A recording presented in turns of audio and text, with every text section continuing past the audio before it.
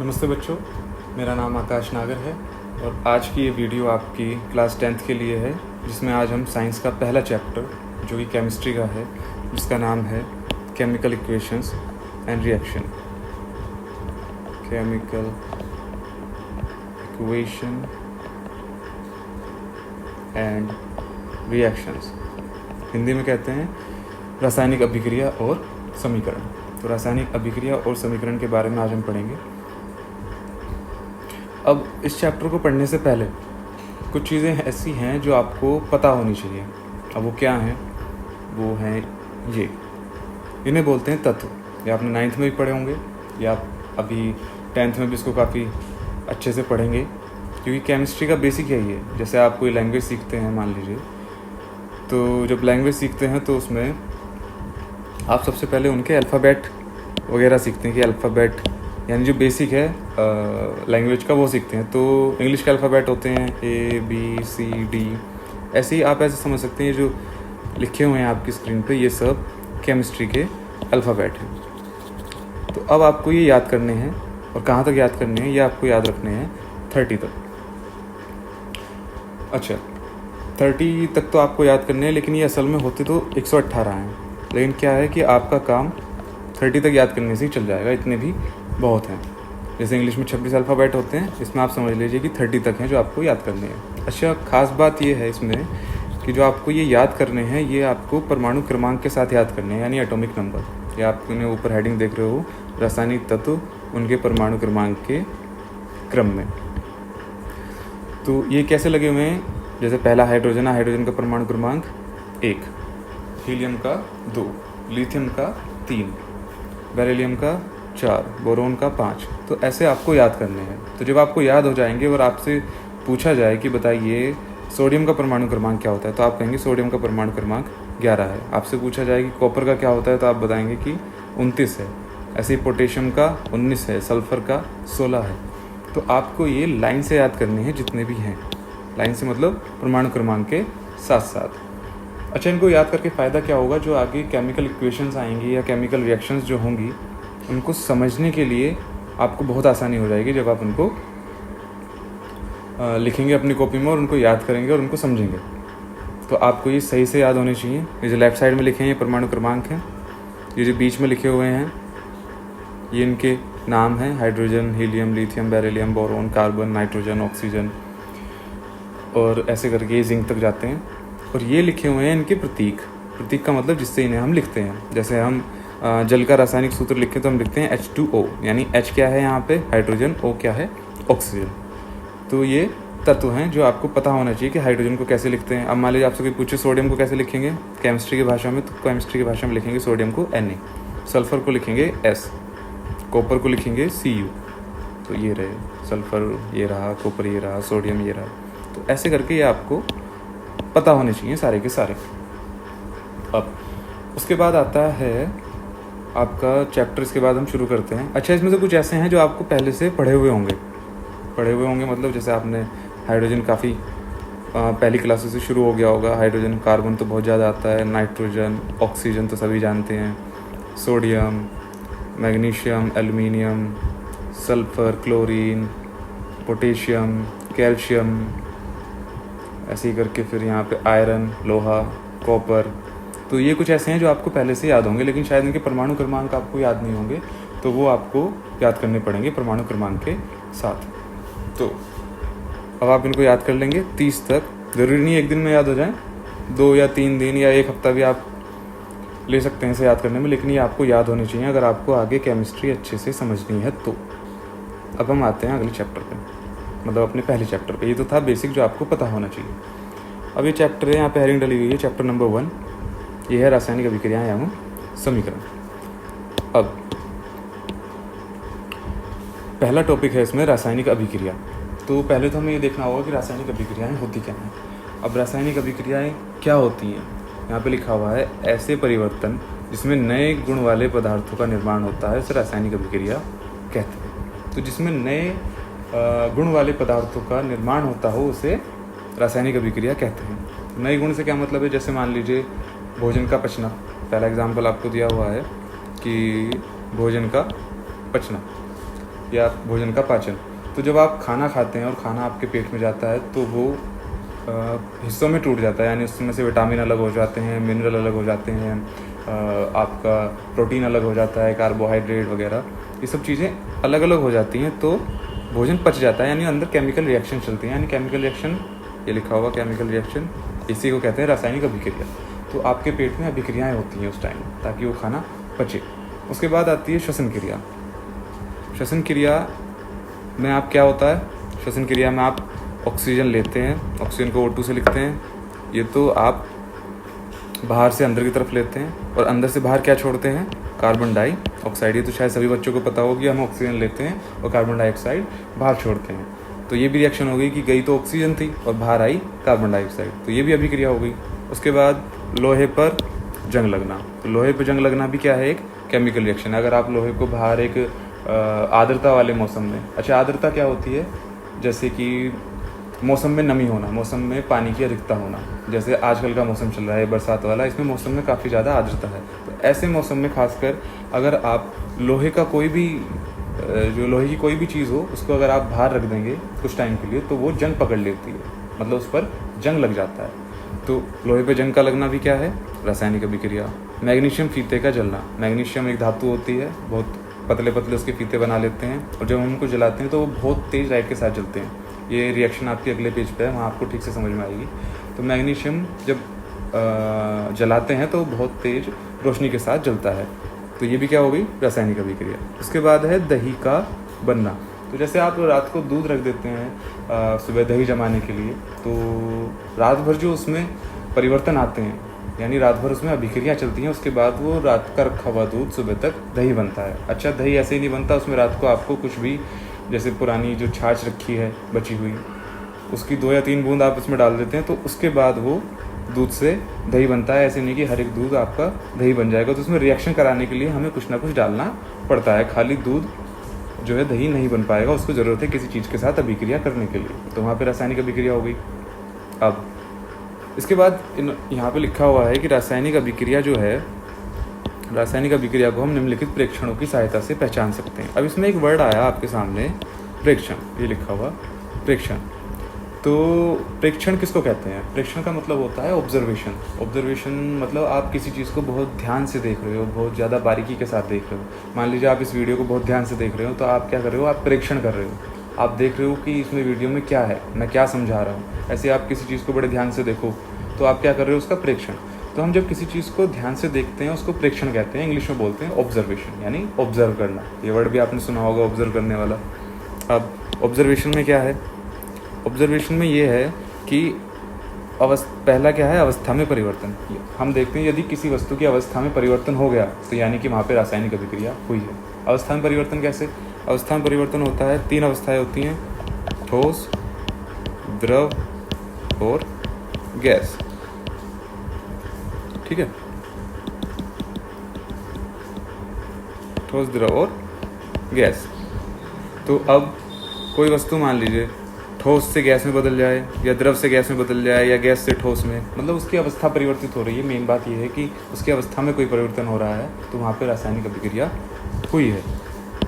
अब इसके बाद आता है रंग में परिवर्तन, यानी यदि कहीं पे किसी वस्तु के रंग में परिवर्तन हो गया है, मान लीजिए उसके रंग में परिवर्तन हो गया, पहले वो थोड़ी देर पहले रखी थी हरी थी, कुछ टाइम बाद आपने 1 दिन बाद, 2 दिन बाद या 1 घंटे बाद देखी उसका रंग बदल गया, हल्की हरी हो गई या लाल हो गई या कुछ ऐसा हो गया, तो उसमें क्या है कि वहाँ पे भी अभिक्रिया हुई होगी। उसके बाद है गैस का निष्कासन या निकास या उत्सर्जन। तो मान लीजिए जैसे कहीं पे कचरा पड़ा रहता है तो वहाँ पे आपने देखा होगा बड़ी बुरी बदबू आती है, जो कचरा सड़ जाता है, यानी कि वहाँ पे अभिक्रियाएँ हो रही थी, उसमें से तरह तरह की गैसें निकल रही हैं बाहर जो बदबूदार हैं और आपको वहाँ पे बदबू महसूस हो रही है, यानी कि वहाँ पे अभिक्रियाएँ चल रही थी। उसके बाद क्या है, तापमान में परिवर्तन। किसी वस्तु के तापमान में परिवर्तन हो जाए, जैसे कि मान लीजिए आप कोई बीकर लिया, उसके अंदर आपने 2 पदार्थ लिए जिनके आपको रिएक्शन करानी है, और जब वो रिएक्शन हुई तो वो बीकर गर्म हो गया मान लीजिए बाहर से, यानी उसने ऊष्मा छोड़ी। आप इस चैप्टर में आगे पढ़ेंगे ऊष्माक्षेपी, ऊष्माशोषीय अभिक्रियाएँ। तो क्या हुआ कि बीकर जो है गर्म हो गया, तो बीकर जो गर्म हो गया इसका मतलब तापमान में परिवर्तन हो गया। तो ये कुछ 3 या 4 पॉइंट थे जिसके आधार पर आप बता सकते हैं कि यहाँ पे कोई रासायनिक अभिक्रिया हुई है। यही इसकी हेडिंग थी कि रासायनिक अभिक्रिया को हम निम्नलिखित प्रेक्षणों या ऑब्जर्वेशन की सहायता से पहचान सकते हैं। वो क्या थे, या तो अवस्था में परिवर्तन हो, या गैस का उत्सर्जन हो, या रंग में परिवर्तन हो, या तापमान में परिवर्तन हो। तो इनमें से कुछ भी हुआ है, यानी कि वहाँ पे कोई ना कोई रासायनिक अभिक्रिया हुई है। अब इसके बाद आते हैं हम अगले पेज पे। तो इसके बाद आते हैं हम नेक्स्ट पेज पे। इसमें क्या है, इसके अंदर है रासायनिक समीकरण। तो अभी तक आपने अभिक्रिया पढ़ी कि जो भी कहीं परिवर्तन हो रहा है या नए गुण वाले पदार्थों का निर्माण हो रहा है, तो वहाँ पे क्या है, रासायनिक अभिक्रिया। रासायनिक समीकरण क्या है? रासायनिक समीकरण होती है जो रासायनिक अभिक्रियाएँ हैं उनको दर्शाने के लिए जिसका उपयोग किया जाता है, उन्हें रासायनिक समीकरण कहते हैं। मतलब यहाँ पे परिभाषा है, रासायनिक अभिक्रिया रासायनिक समीकरण के द्वारा दर्शाई या निरूपित की जाती है। तो रासायनिक समीकरण में तो क्या हुआ, मतलब कि मान लीजिए कोई अभिक्रिया हुई, जैसे कि H2 + O2 = 2H2O। ठीक है, ये जल के बनने की अभिक्रिया है, या आप सभी को फैमिलियर होगी, आप सभी जानते होंगे। तो इस अभिक्रिया में अब आपको पता है कि हाइड्रोजन और ऑक्सीजन मिलके जल बनाया, ठीक है, लेकिन आपको ये नहीं पता कि हाइड्रोजन और ऑक्सीजन ने जब जल मिलाया तो इसको मैं प्रदर्शित कैसे करूं, इसको मैं कहीं कागज़ पर लिखूं कैसे। तो उसको लिखने के लिए जिसका इस्तेमाल किया जाता है उन्हें कहते हैं रासायनिक समीकरण। तो ये रासायनिक समीकरण द्वारा हम उनको लिखते हैं। तो रासायनिक समीकरण आप समझ गए। रासायनिक अभिक्रिया को लिखने के लिए जिसका उपयोग किया जाता है उसे रासायनिक समीकरण कहते हैं। अब रासायनिक समीकरण में किस चीज़ का उपयोग होता है? रासायनिक समीकरण में तत्वों के प्रतीक, अभिकारकों व उत्पादों के रासायनिक सूत्र और उनकी भौतिक अवस्था के साथ लिखते हैं। तो जब हम कोई केमिकल रिएक्शन यानी कि रासायनिक समीकरण लिखते हैं तो उसमें हम 2 या 3 चीज़ें हैं जो बहुत इंपॉर्टेंट हैं। जैसे कि एक तो है तत्वों के प्रतीक, ये रहे तत्वों के प्रतीक, जैसे hydrogen, helium, carbon, nitrogen, magnesium, aluminium. तो एक तो आप इनको यूज़ करते हैं H, He, C, N। उसके बाद एक आते हैं रासायनिक सूत्र, वो क्या होते हैं H2O, CuSO4, HCl, NaCl, इस तरह के। तो आप एक तो तत्वों का उपयोग करते हैं, जैसे कि H है,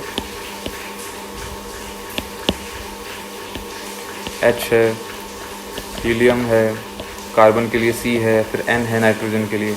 एक आप इस्तेमाल करते हैं रासायनिक सूत्र। सूत्र कैसे होते हैं? जैसे कि जल का सूत्र H2O, कॉपर सल्फेट का CuSO4, सोडियम क्लोराइड का NaCl। तो इस तरह के आप सूत्र उसमें इस्तेमाल करते हैं। तो तत्व तो होते हैं ये H, He, C, N। जब इनको मिला के कुछ बनता है तो उसको कहते हैं रासायनिक सूत्र। जैसे H यानी हाइड्रोजन और ऑक्सीजन को मिला के जल मिला तो H2O, ये क्या हो गया, रासायनिक सूत्र। तो समीकरण में हम इनका इस्तेमाल करते हैं, तत्वों का और रासायनिक सूत्रों का। अब एक चीज़ और इसमें कि भौतिक अवस्था के साथ लिखे जाते हैं। ये लिखा हुआ भौतिक अवस्था के साथ, इसका क्या मतलब है? भौतिक अवस्थाएं 3 तरह की हैं, ठोस, द्रव और गैस।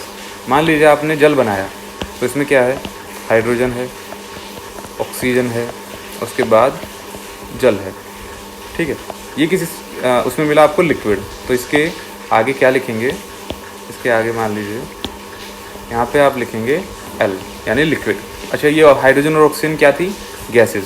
तो यहाँ पे ब्रैकेट में लिखेंगे G, इसके ब्रैकेट में भी G।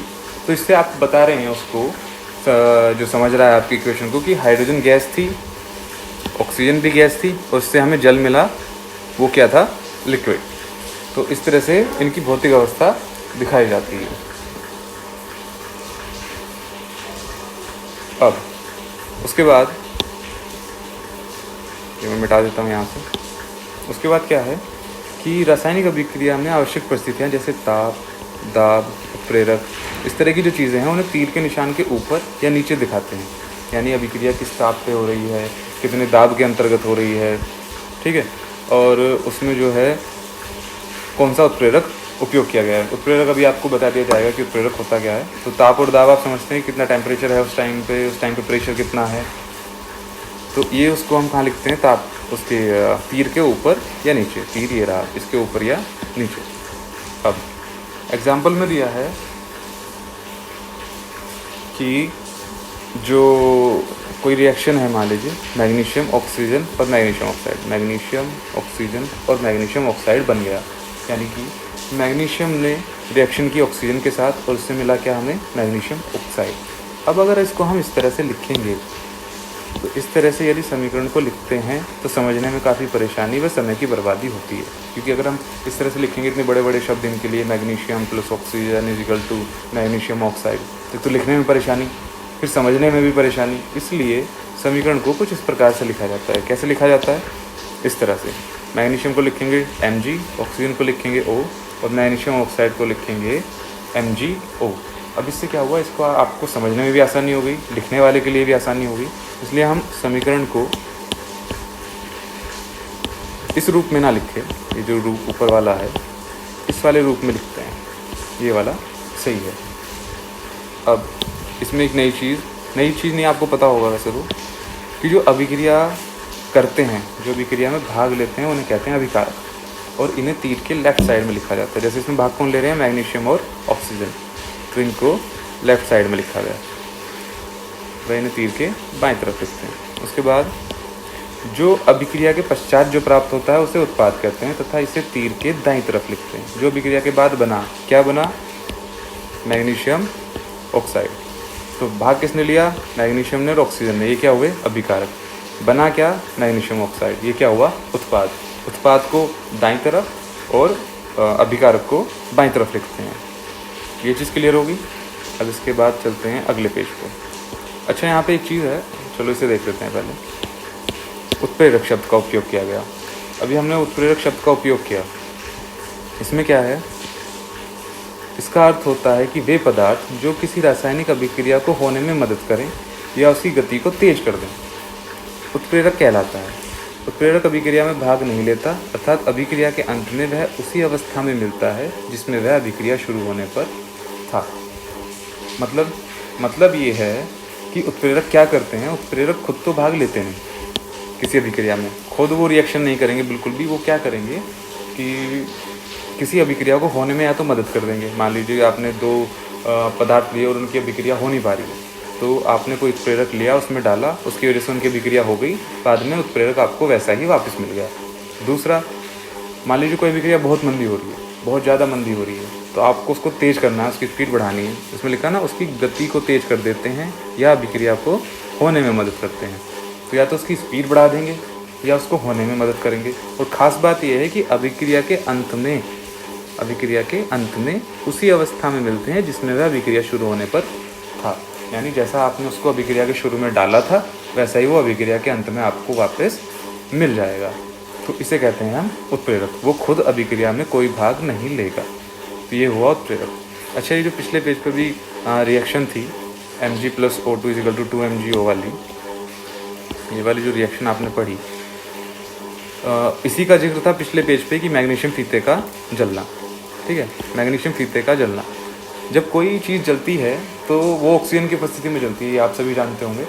तो ऑक्सीजन की उपस्थिति में जलती है, तो जब किसी चीज़ को जलाएंगे उसकी रिएक्शन किसके साथ होगी? ऑक्सीजन के। वही सेम टू सेम यहाँ पे हुआ। अगर मैं इसको मिटा दूँ एक बार, दोबारा आप समझ जाएंगे। यहाँ पे मैग्नीशियम है, ठीक है, ये रहा मैग्नीशियम। ये जला यानी ऑक्सीजन के साथ क्रिया हुई। जलने का मतलब है क्रिया हुई ऑक्सीजन के साथ, क्योंकि ऑक्सीजन की उपस्थिति में जला। और क्रिया होने के बाद यहाँ से क्या मिला? MgO। हमें मिला मैग्नीशियम ऑक्साइड, जिसे उत्पाद भी कहेंगे, क्योंकि जो मिलता है उसे उत्पाद कहते हैं। तो अब मैं इस रिएक्शन को आपको दिखा देता हूँ कि ये होती कैसे है।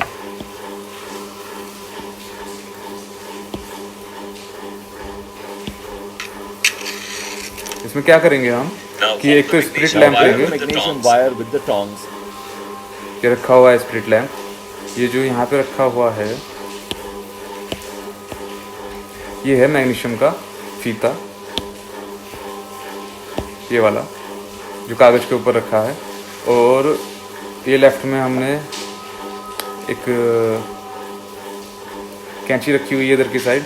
तो अब क्या करेंगे कि इसमें जो फीता है उसको कैंची से पकड़ के हम इसके ऊपर जला के देखेंगे कि होता क्या है। तो जब हम इसको जलाएंगे इसके ऊपर यहाँ पे, तो ये बहुत ही ज़्यादा लाइट के साथ जलता है, मतलब बहुत ही ज़्यादा तेज़ लाइट के साथ जलता है। ये आप देख सकते हैं यहाँ पे। तो जब ये जल जाएगा उसके बाद जो बचेगा, जो ये राख सी बचेगी, जलने के बाद राख बन जाती है ना, जो ये राख बची, इसी को कहते हैं मैग्नीशियम ऑक्साइड। ये राख की कहलाती है मैग्नीशियम ऑक्साइड। तो मैग्नीशियम की पट्टी यहाँ पे जली, अब उसकी राख बन गई। आपने देखा कितनी तेज़ जली वो। तो इससे क्या बना, मैग्नीशियम ऑक्साइड। तो आज की क्लास में हम अभी यहीं तक रखेंगे, क्योंकि इसके बाद नया टॉपिक है। आपको रासायनिक अभिक्रिया और रासायनिक समीकरण समझ में आ गई होंगी। इसके बाद क्या शुरू करेंगे हम, संतुलित रासायनिक समीकरण का महत्व। यानी जो आप देखते हैं ना, जैसे मान लीजिए अभिक्रिया लिख दी H2 + O2 = 2H2O, या सॉरी H2O कि जल बन गया, लेकिन ये संतुलित नहीं है। इसके बाद आप देखते होंगे यहाँ पे लिखा जाता है 2, यहाँ पे लिखते हैं हम 2, यहाँ पे भी लिखेंगे 2। अब ये संतुलित है। तो ये 2 और ये 3 आपने कई जगह देखे होंगे लिखे हुए, ये क्यों लिखते हैं, उनकी क्या ज़रूरत है, उसी को हम अगले टॉपिक में पढ़ेंगे अगली वीडियो के साथ। तो तब तक आप इसका रिवीजन करके रखेंगे एक तो अगली वीडियो से पहले, और जो मैंने आपको ये दिए थे शुरू में याद करने के लिए, ये सब ये आपको 30 तक याद रखने हैं सारे के सारे, विद परमाणु क्रमांक। ये खास है कि परमाणु क्रमांक के साथ याद होना चाहिए। अगर आपसे कोई पूछे कि बताइए पोटेशियम का क्या है, तो आपको पता होना चाहिए कि 19, परमाणु क्रमांक पोटेशियम का 19 है। तो आपको ये पता होंगे तो आगे आपके लिए आसान रहेगी। तो अब अगली वीडियो में देखेंगे हम इसके बाद का टॉपिक, जो है रासायनिक समीकरण को संतुलित करना। Thank you.